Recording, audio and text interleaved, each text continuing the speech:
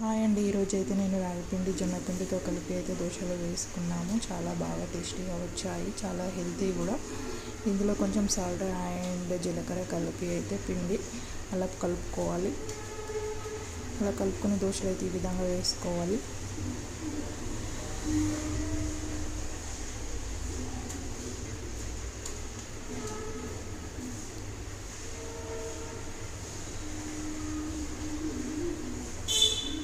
ఎప్పుడు దోశలు రొటీన్ కాకుండా ఇలా కూడా వేసుకుంటే చాలా బాగా టేస్టీగా హెల్తీగా ఉంటాయండి.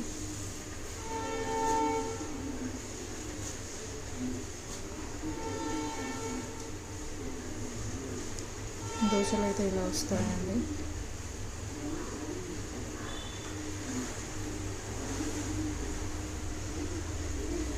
అలాగే ఎగ్ దోశ కూడా చేసుకోవచ్చు అండి.